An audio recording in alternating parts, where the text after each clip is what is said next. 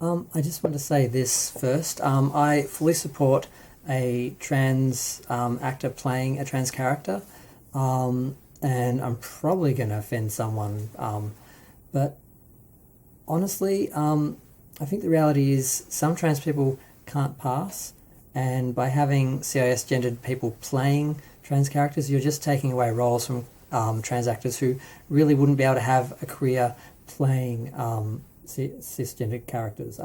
Or so it's kind of akin to yellowface and blackface, where they just have like a white actor playing someone of a different race because they don't want to hire someone, or they don't think the audience actually wants to see the real person. I think it's sort of the same discrimination here. Now, I love Felicity Huffman and her role. Was the character's name Brie in Transamerica?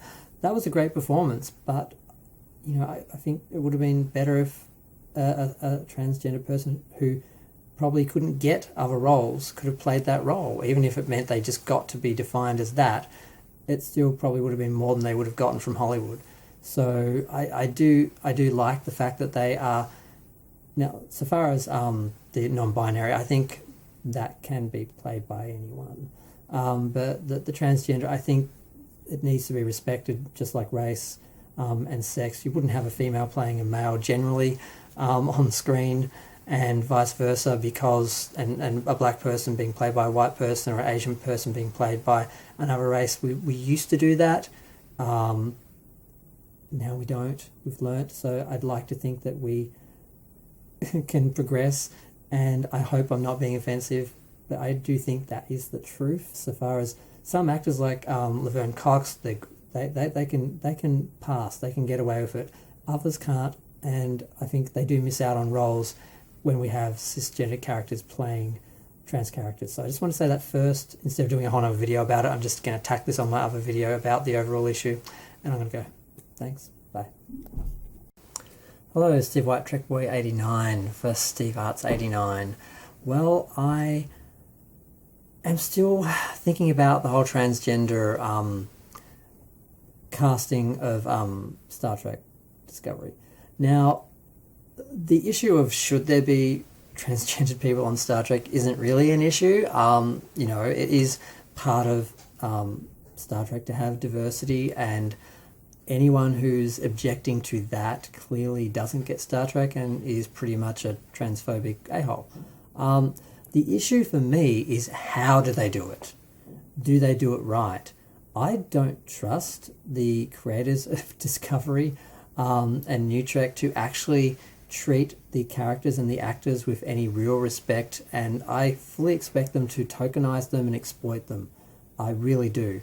But that may not be the case, because unlike with how they dealt with their gay characters in season 1 and 2 of Discovery, they've actually consulted someone from GLAAD, who I don't remember his name now. I didn't write any notes for this because I figured this is just an opinion. I don't need any information. 1 minute in, I should have had someone's name. So I watched Jessie Gender's video on it. I don't agree with her on a lot of Star Trek things, but I like her and I like her videos. Her energy and everything is amazing, and I like her eyeshadows.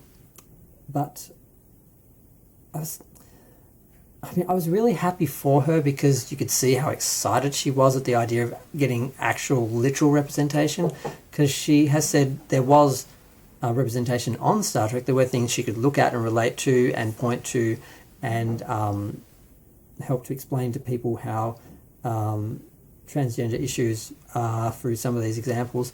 But that is not the same as having a literal example representation, like an actual transgender character there that you can just see is part of the universe, because most of the as she pointed out, examples of transgender characters on Star Trek didn't end well.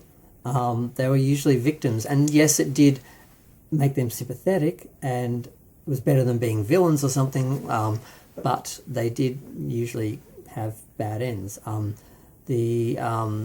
The androgynous girl from the Outcast, because she sort of related as feminine and was attracted to Riker's maleness, she was re-educated and she sort of became like a bit of a zombie in a way. They just took away what made her unique, and it just wasn't a nice ending. And the cogenitor committed suicide because, well, we don't really know her motivations, but she wasn't able to live as, I don't even want to think about that episode, it's too sad. But how will they treat these new characters? And I do understand her excitement, because I felt the same way when I heard Discovery, this new Star Trek show, was going to have gay characters. I thought, well, finally, because I'd always wanted gay characters in Star Trek. I'd always wanted to see myself in Star Trek. I had to assume, with my headcanon like she did, that there were gay people there. They just never happened to mention that they were gay, or it just was never relevant. It wouldn't be an issue, so it would never be discussed in universe. It would just be something you saw, like you would see one of the characters had a boyfriend, or and they could have done it so easily with a throwaway character, just a simple reference to, like, oh, did you get any mail from, your boyfriend from, Deep Space whatever this week? Just the smallest little comment like that in any one of the series could have established that, yes, gay people are there. They weren't one of the diseases that was cured by the 21st century, which is what some homophobic Star Trek fans have suggested to me and suggested online. So I was excited, and then I saw Discovery, and then pretty much as soon as they put the couple together, they buried the gay, one of them, and then made the other one just a single mess. So his sexuality wasn't really relevant anymore. So they kind of promoted them, buried them, neutered them, and then they got the backlash, and then they resurrected him, and it was a mess. And they acted like that was the plan the whole time, and I'm pretty sure it wasn't. And I think some of our actors were a bit disingenuous about that, or perhaps they were just told, oh yes, we'll bring them back, and then they actually had to, and they didn't kind of realise it wasn't the plan, or the plans changed. I didn't like the way that was done. I'm glad, they're back together and everything, blah, blah, blah. But why couldn't they just be a normal, happy couple in the background and not have any issues? They'd not have to be basically the victim, all the tropes that you find with burying the gays and all that. They have to have a tragic end. They can't just have a normal, happy relationship in the background. You might argue, well, that's not dramatic, but, whatever. Take dramatic license with all the straight characters, because there's plenty of them, plenty of those couples and romances. We only had one gay couple. We need to, nurture them. So I wasn't really happy there. And a lot of people see Discovery as, well, not a lot, but some Star Trek fans, well, some fans of science fiction, see Discovery as Star Trek, so they feel that we have gay representation in Star Trek. I still feel we don't, because they never had it in the original series, and I don't see Discovery as Star Trek, and Picard certainly isn't. I don't know about Lower Decks. It could, we're not through the end. It seems to have changed quite a bit in a couple of episodes. It could get somewhere where it's actually decent, but I'm being hopeful and optimistic again.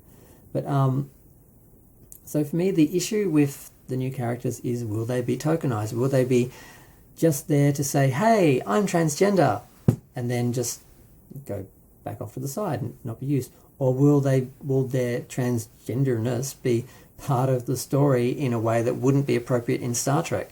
Because there have been examples in some of the later Star Treks, even the fan films, where they took this obscure reading of Turnabout Intruder, where people seem to think that that episode was saying that in current Star Trek they didn't have women in captainships, that when there was one insane character, literally a psychopath who tries to kill Kirk and take over the ship, who's deranged the whole time, suggests that women couldn't be captains. Well, she probably couldn't be captain because she didn't pass the mental challenges of it. So I think she was just blaming. But I think they were trying to say that in the 20th century, this was a problem for women, that women didn't have equality, and they were trying to give a shout out to, Jean certainly was trying to give a shout out to the feminist movement. But people have taken, that was a statement on the 20th century, and people have taken it to be a statement on the 23rd century. And then one of the fan films went out and explained it. I'm like, you didn't need to explain it. You just almost made it worse, because you actually took it out of her mind and made it a political issue, which kind of helps because it established that it wasn't a surf issue, it was a political issue with another race that we had to get help from, so we had to pander to them by basically making the female captain step down, so this sexist, misogynistic race wouldn't be offended by female captains, and then they basically had to reassert themselves and get themselves back into the role and not sort of be used like that. So it kind of works, but I think they just made it worse. And there's a story with so few stories to tell because of the banning of fan films by the guidelines. They really could have spent time on another story, and Jesse referred to that as well. And that, I'm afraid of something like that, because Discovery has sort of brought some current, and Picard certainly has brought some current issues that aren't issues in Star Trek Future and the human evolution in Star Trek, where we have evolved past where we are now. Think of where we were a couple hundred years ago. We are different people. We are different people in the future. So to make us have the same problems, make them have the same problems that we have today, is regressing Star Trek and removing something that makes it special and different and unique and aspirational. So if they do the same thing where people have to be like explained, oh, she's transgender, oh, they're transgender, they're non-binary, and make a point of it, it's just going to grate. And Jessie says she'll be the first to get on that as a criticism, because she just wants them to be just members of the crew. It's just part of their personal life, and it's not an issue. That's how it should be done, and it should be a non-event, really. The announcement of it even is a bit too much. It'd be like if, and a lot of people are saying, well, we've already had trans characters, and we have had trans characters, the Binars, the Telosians, the race from the Outcast, I can't remember their name, the Trill on some levels are transgender,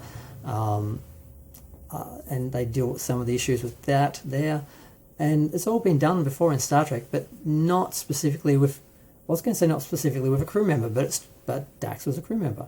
And I was going to say, and not with humans, but then I remember one of them is a Trill, just like Dax. So it has all been done before. So they're trying to get woke points. They're trying to slap themselves on the back and get attention. And it's not a bad thing. It's just, I know the way they're doing it is it's for the wrong reasons. So it's not that it shouldn't be celebrated. It's not that it shouldn't happen and they shouldn't be included. I just don't like the people doing it, and the fact they're only doing it to get woke points and to virtue signal, and they're not actually, I don't think they're particularly going to care about the actual characters, the actual representation, how they actually treat those characters and how people actually feel about the representation. Like they didn't care about the gay characters and how we felt about them being buried. So I'm not feeling very optimistic about that. I hope Jessie doesn't have a big disappointment coming to her. I hope she gets to enjoy it, because you could tell she was like so excited she could have cried just about, and it was nice to watch someone be that excited about Star Trek, because I haven't felt that way for 20 years. When Enterprise was about to come out, it was exciting. When Discovery was about to come out, it was exciting too, and then it happened. And it's been a continued slap in the face ever since, and not in a good, kinky way, like a just mean way. So I'm going to go. I just really wanted to talk about that, because I didn't mention that when I did a video about it. I didn't really even talk about the fact we've already had trans characters, which everyone is like fixated on, and some they're using it to discredit the whole idea. Others are just using it to criticize the people who are behind it and their motivations, which I think is fair. It still has to happen, and there's no reason why it shouldn't, and it's a great thing. It's part of Star Trek, but yeah, we just need to keep an eye on it and keep them honest. But I'm going to go. Feel free to share, like, comment, subscribe. Let me know what you think. I've already been told off by a few people because they thought I said this or that or implied this or that in some of my comments, in Jesse's comments, which I didn't. People, yes, get triggered very easily. Some with good reason. Some sensitive because of abuse in the past and situations that exist in current. I get that, but just listen carefully what people say and don't assume the worst. I'm going to go. Thanks, bye.